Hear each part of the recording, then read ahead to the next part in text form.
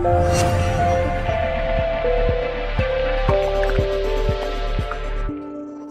name is Shulamit Ambalu. I am a rabbi. I was ordained as a rabbi in 2004 at Leobeck College, London. And it's quite overwhelming for me to be speaking to you. So I think the best thing for me to do would be to recite a blessing, a bracha. And I'll say it in English. It's, "Blessed are you, our God, creator of the universe, who has kept us alive, sustained us, and enabled us to reach this time. Amen." I'm trying to think about what would be useful for you, for me to speak about here, for you, because I don't really know you individually, and I understand that you come from lots of different places and individual organisations, or perhaps you're individual activists. So I'm trying to think about what's helpful for you, for me to speak about. And I will start by talking about the journey that the formal Jewish communities have done around LGBT equality in the last few years.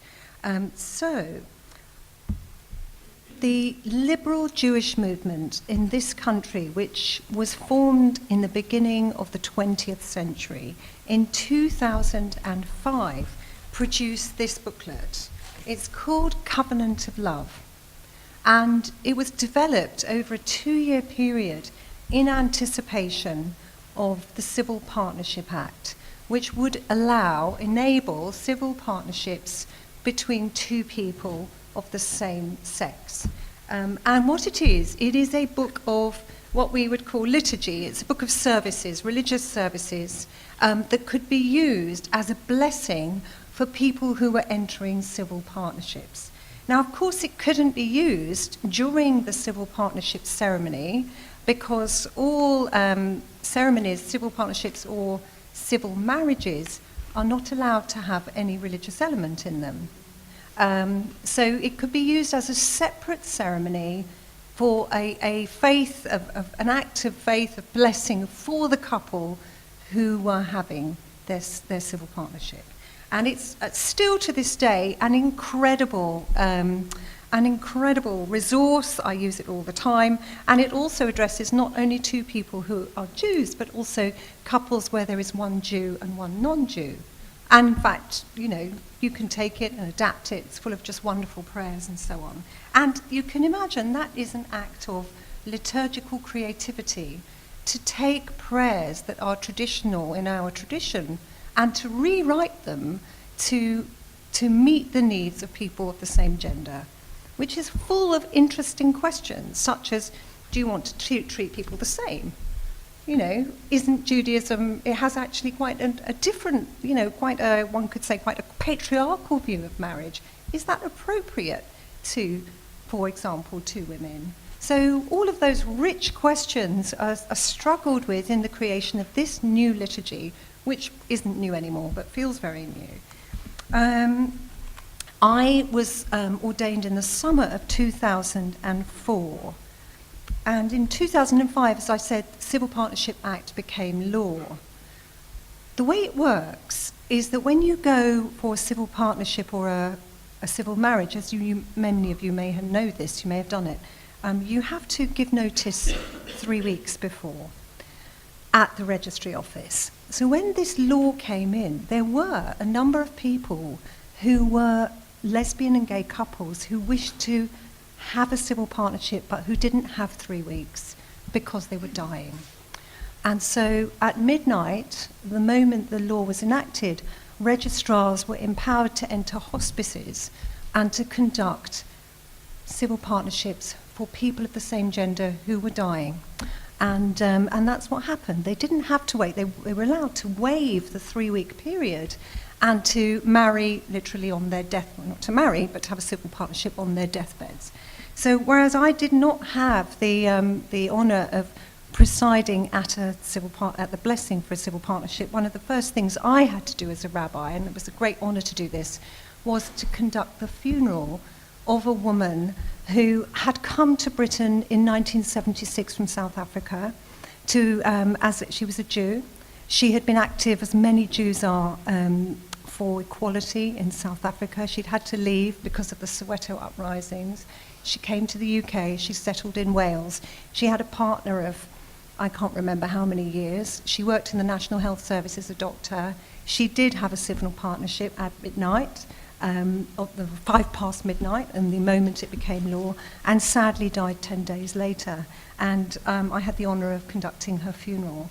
And how different it was to be able to conduct the funeral of someone who had been able to have their love for a partner of over 30 years acknowledged in law, and how different for the partner to have the protection of the legal rights, although, as I understand, the legal rights in civil partnership are not exactly the same as the legal rights in marriage.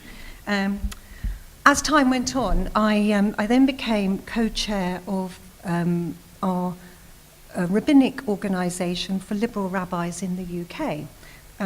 So as co-chair of what is called Rabbinic Conference, leading the liberal rabbis who work in this country, I represented our organisation in working together with representatives of the Quakers and the Unitarians, who both organisations felt they weren't satisfied with civil partnership.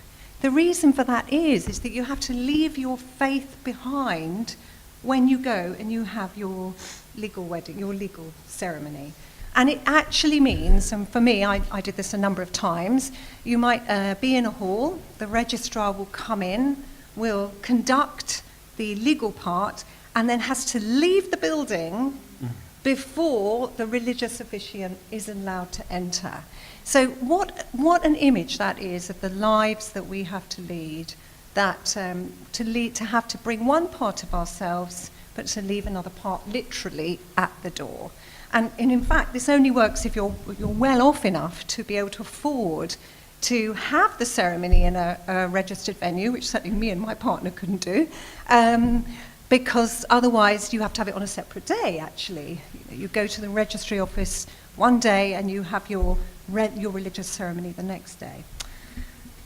So together with the Unitarians and the Quakers, we actually went and started campaigning with Stonewall, with the government, with a team of people led by the Shadow Home Secretary, and worked over a number of years to campaign for equal marriage. And there were lots of interesting steps along the way that I won't kind of go into, but eventually, that did happen in 2013. The legislation, there was a signal the legislation would be passed, and it was passed, it was enacted in March 2014 with what is called the triple lock, which means that it cannot take place in an Anglican setting. So I've had the honour of performing now many legal marriages between people of the same gender, and it still is quite a remarkable moment for me when they sign our wedding registers, and I still, in a way, can't get over it. That's all that's required, is for them to sign the book the same as anyone else. I just want to speak now for a couple of minutes about what I think the engines of change have been in the Jewish world, because I feel so lucky to be working in a world that is so cutting edge. One is that I think that we have within the very diverse world of Jewish synagogues and Jewish communal organizations, which span an enormous range, from the ultra-Orthodox to the cutting-edge, I don't know what to use the word, ultra-change-orientated, ultra-progressive, you could say. We have a range of communal organizations, but actually it was always the cutting-edge group wanted to be cutting-edge. So they were very, very much, saw their future as being cutting-edge. And in fact, what has happened is the other progressive organizations have eagerly followed, because they want to have the appeal of being inclusive, right? So that's been very important. Another thing I would say is we have a number of intra-communal organisations that are not part of any one movement. So we have our Orthodox, our ultra-Orthodox, our Reform, our Liberal movement. We have some LGBT-led organisations that are deliberately not denominational, and they will campaign in the background across denominations. The most important of these is called Keshet UK. Keshet means rainbow. And what they will do is they will go to every communal organisation and say, we'd like to offer you training. I was at a session before, you were talking about just the same kind of work actually in your session. We'd like to offer you some training. We'd like to offer some awareness to you, some awareness training. We know that you're an ultra-Orthodox organisation. We're not expecting to take you over there. We want to take you one step forward. So in an ultra-Orthodox organisation, we'd like to take you to where you will admit that lesbian and gay people exist, right? That's where we want to do, just to be awareness, you know? And then to that Orthodox mainstream organisation, we might say, of course you have awareness. We'd like to have good pastoral care so that your rabbis' wives who take a leading role will look after the mental health needs of people in your synagogue and will make them a safe space. We're not expecting you to celebrate, we're not expecting you to put on a party, we just want you to think these are human beings who you should be caring for as well. And then we might stay to our kind of more old-fashioned progressive organisations. Perhaps you could be a little bit more celebratory of your lesbian and gay members. You know, maybe put a photo on the front page of the community newsletter saying these people have had a wedding and let's celebrate them. And to the very celebratory, you might say, well, let's go out there and become cutting edge and leading. So they can offer that training, but with a very sensitive view to where you can take people. The other secret weapon is parents. We have there is worldwide an organisation called PFLAG, Parents and Friends of Lesbians and Gays. There are Jewish chapters of PFLAG. They're amazing because what they do is they do this incredible thing of offering a safe space for parents who want to grieve the fact that their children have come out. And that's right, actually. I think it is a loss. And to be safe, a place where a parent can go and say, actually, I feel really miserable, no one will speak to me. And, you know, I want to be sad, and they won't be judged for that. But actually, to be honest, nothing can stop a Jewish mother when her child is being hurt. So that woman is the person, perhaps with her very supportive husband, who is going to go and speak to that Orthodox rabbi and say, why won't you let my son have an honor in the synagogue? Why won't you admit that he's got a partner? And it's not, obviously not every Jewish mother will do that, but I feel they're a very powerful group. And again, they're cross-communal. They'll speak to each other, so that's very important. In a couple more minutes, I'd like to say what is special about those groups and what is special, I think, about us as lesbian and gay people is we are, I love the word interstitial, which means that we are very able to speak to each other. So we just had like a chat before. There's lots of ways that we will connect with each other, just like you might connect with another Muslim that you meet at a conference who, you know, you've never met, but within 4 jumps of the conversation, you may identify someone you know, someone you have in common. I think LGBT people do that very well, and that means that we are able to move into different spaces. And because we're able to move into different spaces, I think people find us a bit scary. Mm-hmm. And that's why we face religious homophobia from within our own faith traditions. So one amazing experience for me, life-changing, was speaking at a conference like this organised by Stonewall, who do a lot of campaigning work for equality within the UK in 2015, who brought together members across faith communities who are LGBT activists. And actually the people I had the strongest connection with are setting up an African evangelical lesbian and gay-led church who have a number of branches in Hackney and London, and who are active actually all over the African continent. And to be honest, I feel a deep sense of something very powerfully in common with those individuals because of the homophobia that individuals are facing and because of the terrible immigration issues that people are facing as well. And that's a very powerful alliance. I just want to, I know that time is running. How much time have we got? How much time? Can I just do... We've got one more point. One more point. I've got a whole page. Okay. So I would like to say, finally, I thought I'd end with saying about myself. I grew up in a kind of Orthodox home. I have one parent who my father was born in Afghanistan, and the Persian Jewish community is very, very ancient. My mother came from a European Jewish background.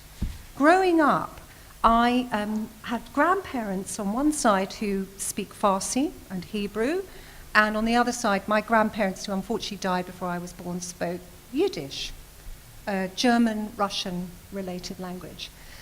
And my grandmother never spoke a word of English, by the way. She lived here for years. She got round by reading the labels on them, looking at pictures on the labels in the supermarket, and trying to work out what she was buying in the shops.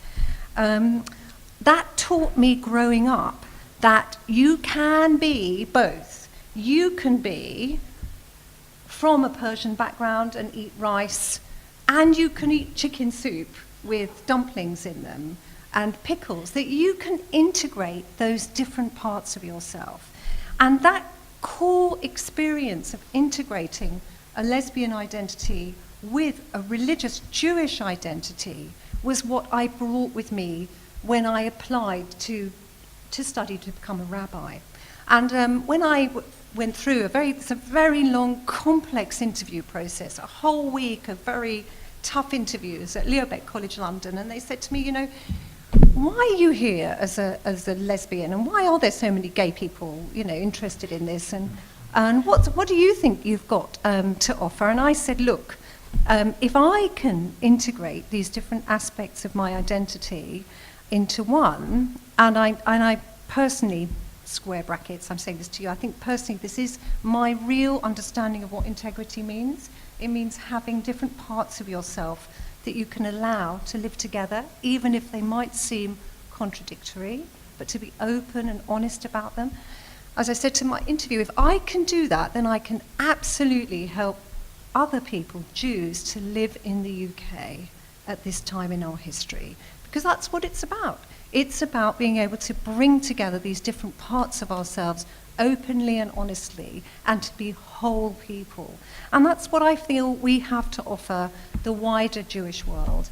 To be honest, as a rabbi, that's the kind of issue I meet every single day, in one form or another, not as an LGBT issue, but as a human issue, about how can I be myself, and how can I also be a Jew.